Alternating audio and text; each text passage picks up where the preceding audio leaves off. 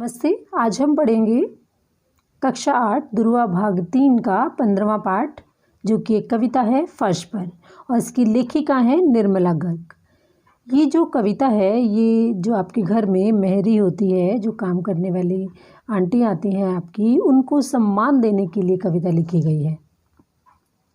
हम सब लोग घर में गंदा करते रहते हैं, कुछ ना कुछ बिखेरते रहते हैं, तो काम वाली बाई आकर वो सारा आपकी जो गंदगी है वो सब समेटती है। तो काम वाली बाई के काम के महत्व को दर्शाने के लिए और उनको सम्मान देने के लिए निर्मला गर्ग ने कविता लिखी है। तो आइए पढ़ते हैं अब कविता। कविता का शीर्षक है फर्श पर। फर्श यानी कि ज़मीन। चिड़िया आती है डाल जाती है तिनके फर्श पर। जब हमारे घर में छोटी छोटी चिड़ियाँ आती हैं, वो कहीं से तिनके, रुई, इस टाइप की चीज़ें उठा कर ले आती हैं और आकर फर्श पर डाल देती हैं। हवा आती है बिखेर जाती धूल फर्श पर, और जब थोड़ी हवा चलती है, तेज़ हवा चलती है, वह भी धूल अपने साथ लेकर आ जाती है और फर्श पर बिखेर कर चली जाती है, गिरा कर चली जाती है, जिससे पूरे घर में धूल धूल भर जाती है। सूरज आता है सजा जाता है चंदिया फर्श पर। उसी प्रकार जब सूरज आता है तो वह भी धूप के छोटे छोटे चकते, छोटे छोटे टुकड़े उस फर्श पर बिखेर देता है। मुन्ना आता है उलट देता कटोरी फर्श पर। और छोटा मुन्ना जब खेलते खेलते वहाँ पर आता है, उसकी कटोरी में कुछ खाने की चीज़ होती है, तो वह भी फर्श पर गिरा देता है और फर्श को गंदा कर देता है। बीनती दाल चावल फर्श पर। मम्मी आती है बीनती दाल चावल फर्श पर।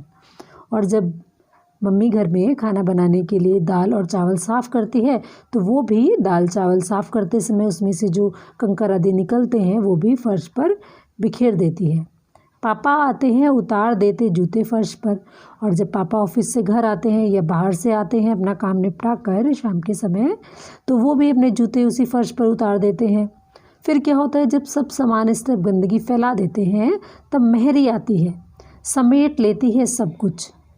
तब काम वाली बाई मेहरी आती है और वो उस पूरी गंदगी, चाहे वह चिड़िया के द्वारा बिखेरे गए तिनके हैं, हवा की धूल, मम्मी के द्वारा बिखेरे गए पत्थर, कंकर पत्थर, और मुन्ना के द्वारा बिखेरे गए दाल चावल, कटोरी, जो भी इसमें खाने की चीज़ें हैं, वो सब समेट लेती है, इकट्ठा कर देती है अपनी बेवाई पड़े हाथों में, और इस तरह लिखती है हर रोज़ एक कविता फर्श पर। और बेवाई का अर्थ होता है कि फटे हुए हाथों में, क्योंकि लगातार काम करने से उसके हाथ जो है फट जाते हैं, हाथ पैर चमड़े की तरह फट जाते हैं, उसमें दरारें पड़ जाती हैं काले रंग की, कभी कभी वो काले रंग की भी हो जाती हैं।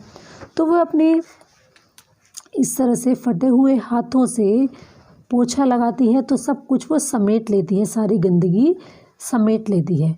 और इस तरह जब वो सारी गंदगी समेट लेती है और फर्श को चमका देती है, तो वह एक नई कविता, एक कविता उस फर्श पर मानो लिख देती है। काम वाली बाई जब फर्श पर पोछा लगाती है, तो पोछा सूखने के बाद फर्श पर आपको कुछ लाइनें दिखाई देती हैं। तो उन्हीं लाइनों को निर्मला गर्ग जी ने मेहरी द्वारा लिखी गई कविता कहा है। अब पढ़ेंगे इस पाठ के शब्दार्थ और प्रश्नोत्तर। शब्द अर्थ: चिंदिया छोटे छोटे टुकड़े या छोटे छोटे धूप के टुकड़े। बीनना या चुनना, मेहरी घर में काम करने वाली बाई। बेवाई हाथ पैर के चमड़े का फटना, यानी कि जो हमारी चमड़ी होती है वो फट जाती है और उसमें दरारें पड़ जाती हैं।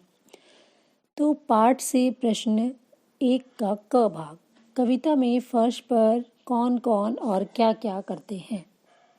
इस कविता के अनुसार फर्श पर चिड़िया जो आती है वो आकर तिनके बिखेर देती है, हवा आती है वह धूल बिखेर देती है, सूरज आता है वह धूप बिखेर देता है, और मुन्ना जो है दूध की कटोरी को उलट देता है। मम्मी जब दाल चावल साफ करती है तो उनके दाने वहाँ पर बिखेर देती है, और पापा हैं अपने जूते आकर वहीं पर उतार देते हैं। इसका ख भाग है: फर्श पर सभी के द्वारा कुछ ना कुछ काम करने की बात कविता में हुई, मगर मेहरी के काम को ही कविता लिखना क्यों कहा गया है? मेहरी के काम को कविता लिखना इसलिए कहा गया है क्योंकि जब मेहरी आती है तो वो सबके द्वारा फैलाई गई गंदगी को साफ करती है। वह झाड़ू लगाती है, फिर पोछा लगाती है और पोछा लगाते समय कुछ लाइनें जो हैं फर्श पर छूट जाती हैं उस पोछे की, और इन्हीं लाइनों को कवि ने कविता लिखना कहा है।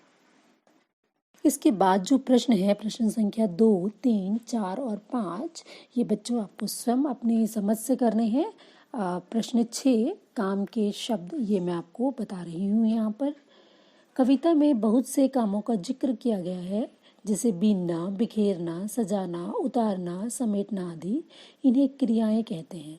नीचे कुछ शब्द दिए गए हैं, इन्हें उचित क्रिया के साथ लिखो। जैसे पानी, पानी को आप क्या करते हैं? चावल बीनना, बस्ता उतारना, पानी बिखेरना, जूते समेटना, रंग सजाना आदि। तो बच्चों, ये थी आपकी कविता फर्श पर, और इसके शब्दार्थ और प्रश्न उत्तर भी मैंने आपको बता दिए हैं। आने वाले चैप्टर्स की अपडेट के लिए आप मेरे साथ बने रहें। धन्यवाद।